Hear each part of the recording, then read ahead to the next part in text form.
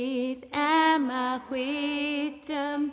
She's a creed wash between shell. Takam skall wish ni muth nashat mi wash is a creed.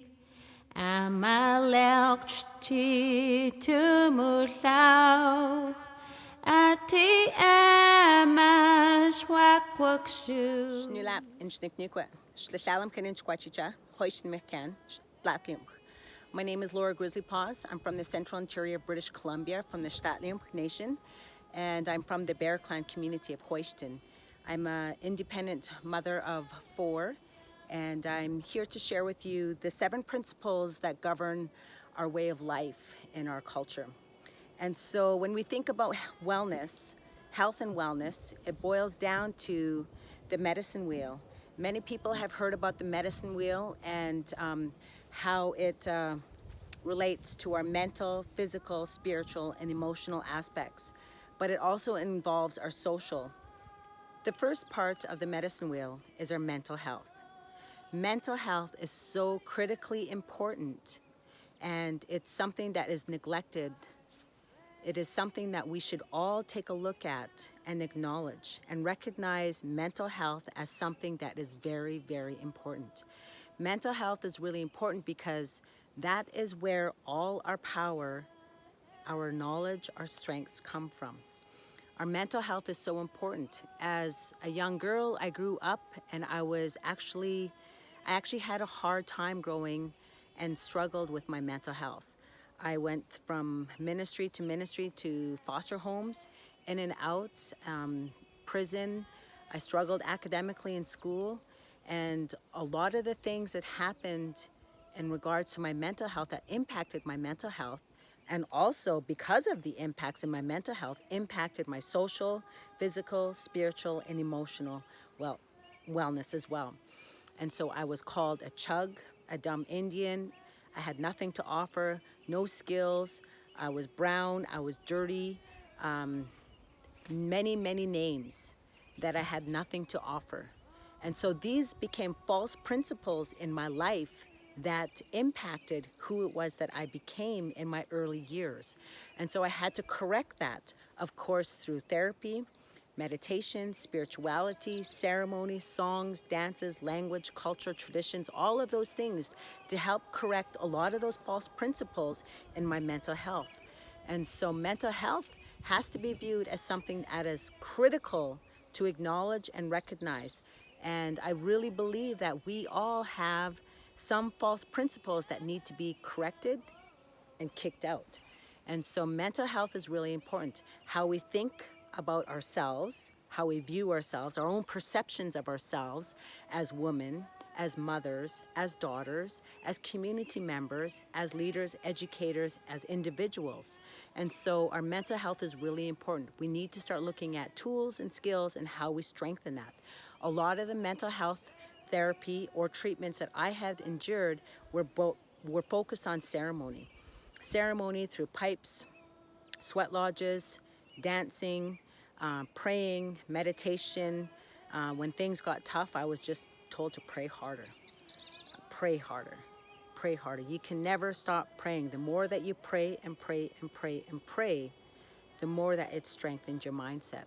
So mental health was focused for myself, was on central to prayer and correcting a lot of the false principles. And a lot of that had to be done through professional help and or through ceremony. Along with that is how we think and conduct ourselves. Improving mental health meant not just how we think and conduct ourselves, but also how we improve our mental health. So whether that's through education, whether that's through academics, spirituality, culture, ceremony, cultural gatherings, communities, who we interact with and engage with, physical fitness, those kinds of things. So mental health is all about how we operate, how we respond to what is happening up here. The other one is physical. Physical health is not just being physically active, lifting, training, running. Physical health is about what it is that we do to nourish our bodies. What are we consuming? Are we getting enough fruits and vegetables? Are we eating enough proteins? Are we getting enough healthy fats? Are we getting enough rest? Because sleep is essential as well to physical health. It is important for outlook, for healing, for recovery, for recuperation. It is so important in how we function. If we don't get enough rest, that's going to impact our mental health. If we don't get enough rest, that's going to impact our physical health. If we don't get enough rest, it's going to impact our social. It's going to impact our emotional, how we respond to things. So physical health is not just being physically active. It is about rest, recovery.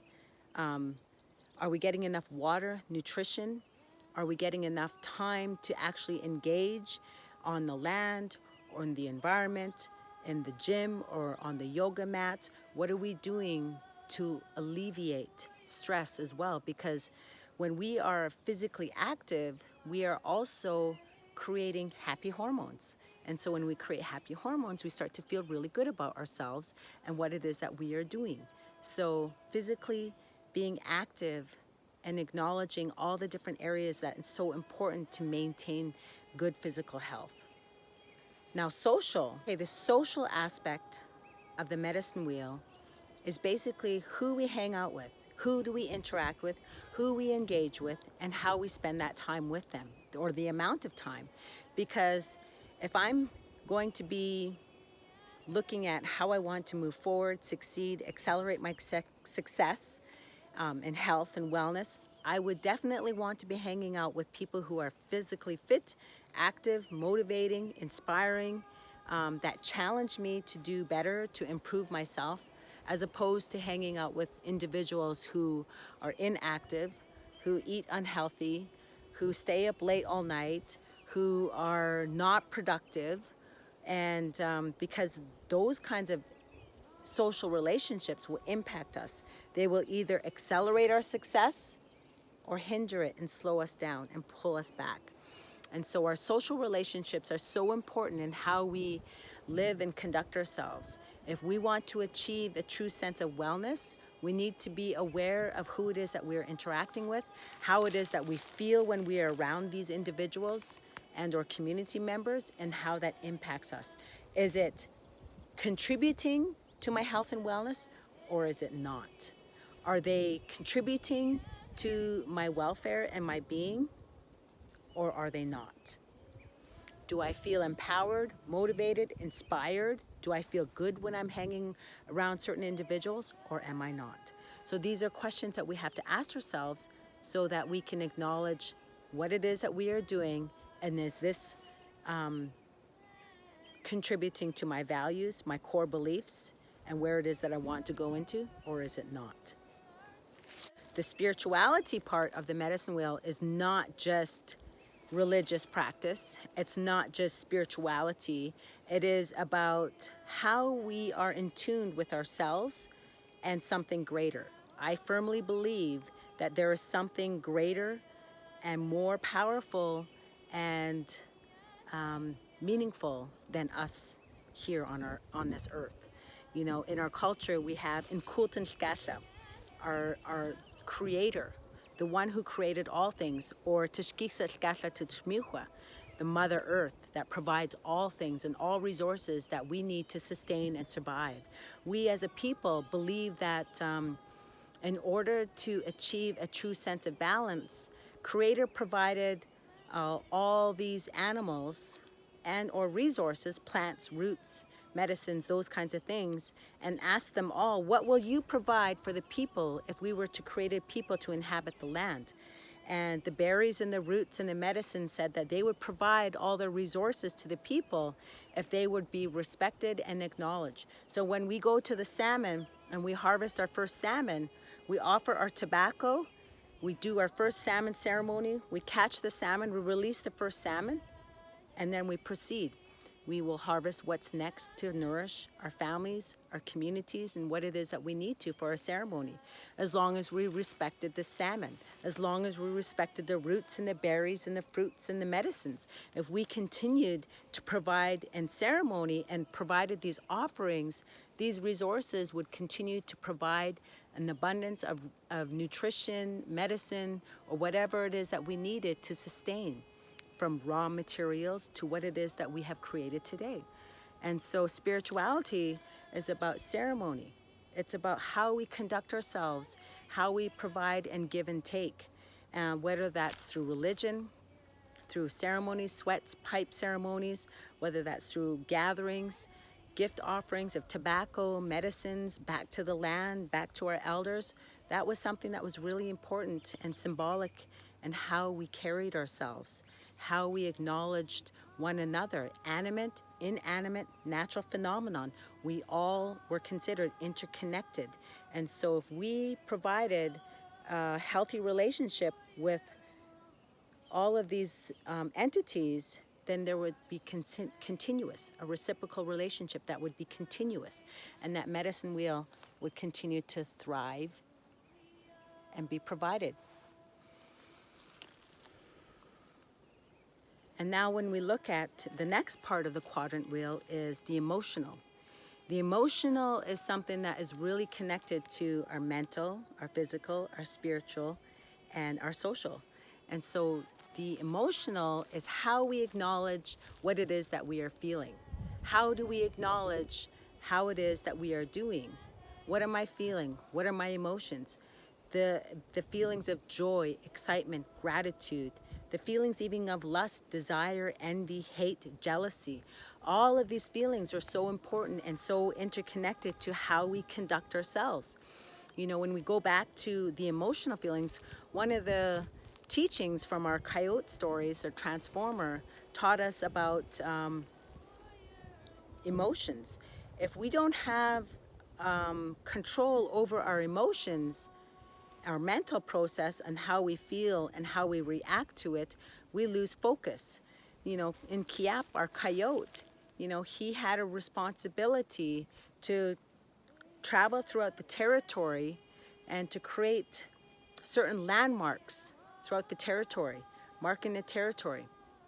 And so throughout the whole territory, from the southern part of the territory out all the ways to the northern part of the territory, he had a responsibility, and he was going out and creating land formations, etc. And when he got to the northernest part of the territory, he became distracted.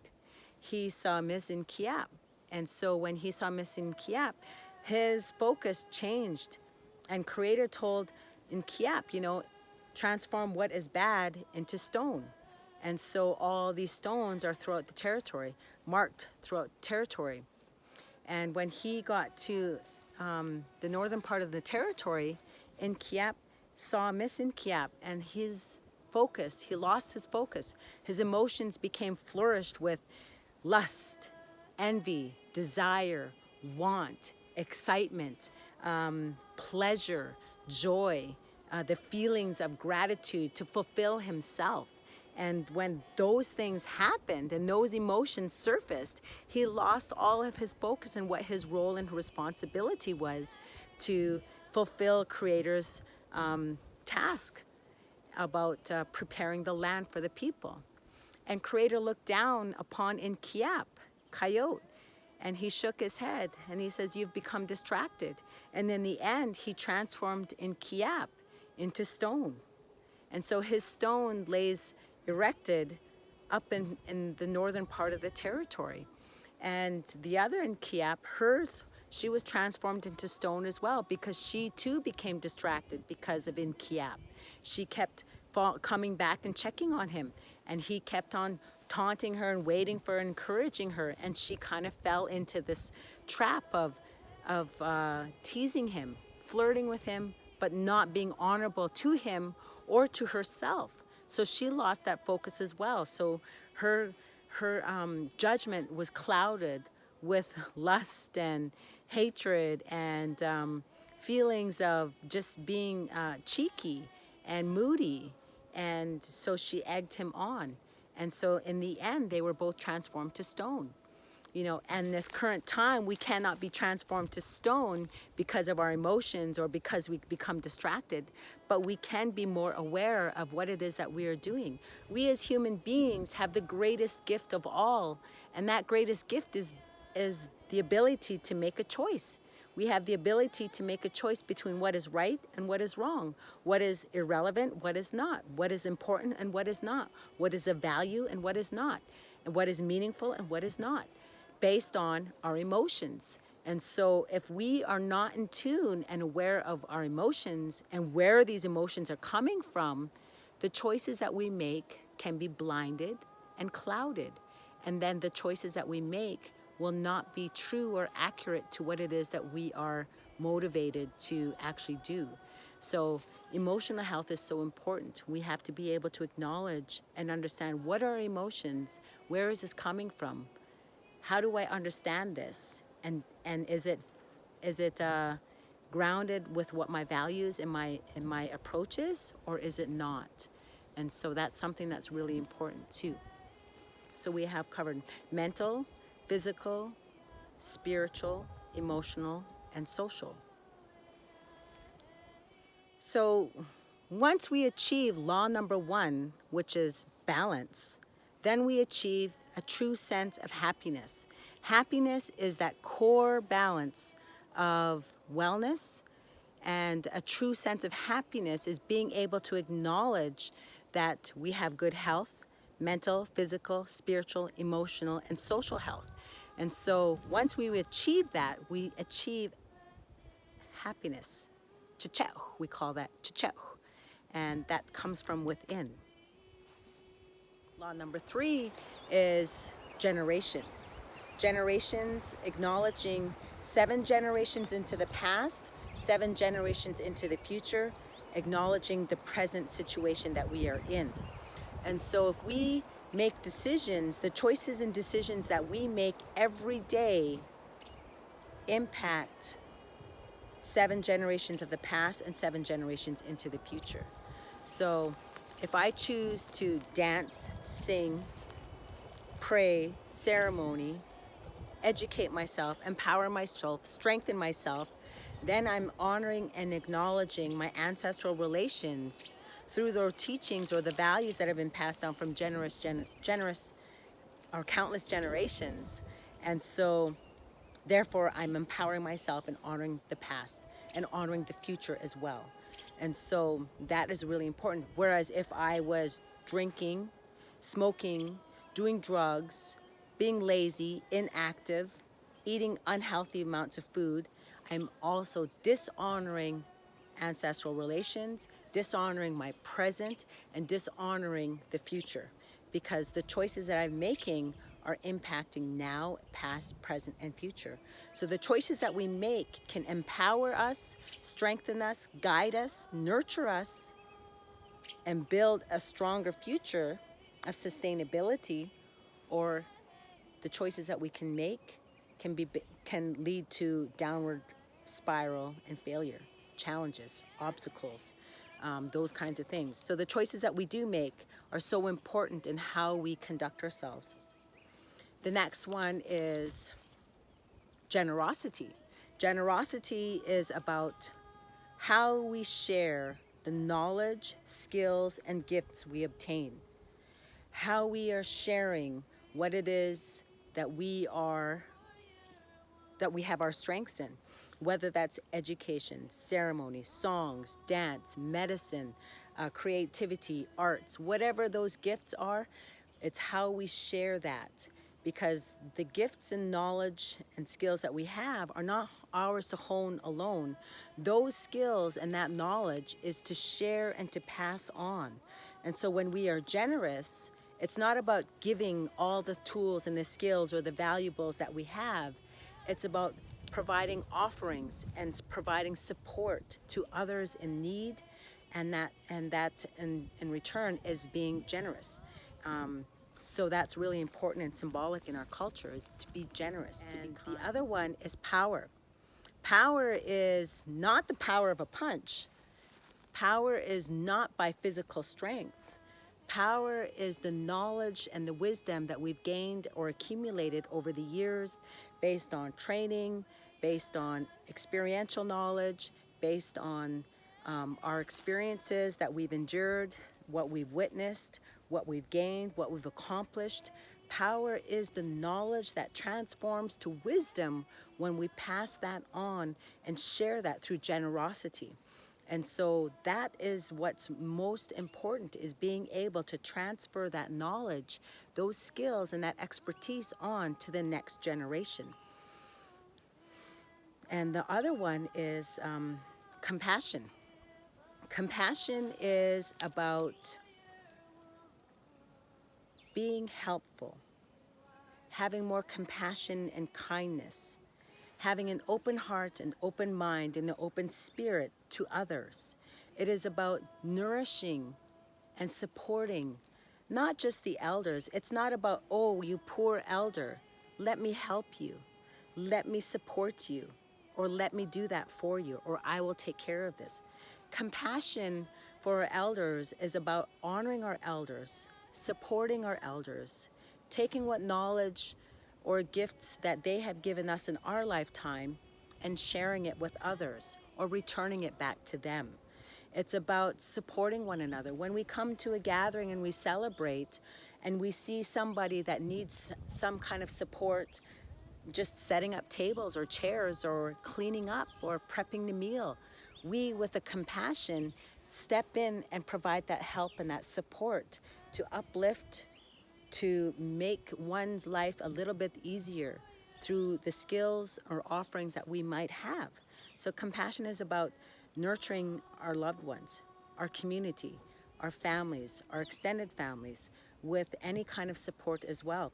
And so that compassion is also being generous and kind to those that we don't know anything about. We don't know other people's history, journey. We don't know other people's experiences. So it's being able to put aside our judgment and being able to provide compassion, empathy, with a goodness, with a good heart and a good mind and a good spirit, so that we may be able to move forward. And the last law is law number 7, which is quietness. It's all about solitude. And quietness is about prayer. It's about meditation. It's about ceremony. It's about doing something in your aloneness time. And aloneness is really important. Not to be lonely or to feel lonely, but to become comfortable with yourself, to enjoy that time with yourself, to be able to listen to your body, your mind, your heart, your spirit, your soul, and to be able to acknowledge that aloneness. And we must not confuse aloneness with loneliness. Aloneness is being able to go or enter into that ceremony, to go to the mountains in solitude and prayer, or to the sweat lodge, or to the yoga mat, or to the hike up that mountain, to be able to stand your ground, center yourself, ask yourself and reflect on yourself. What am I doing? How am I moving? How am I feeling? What is my body telling me? What do I need to improve on? Or how can I solve this problem?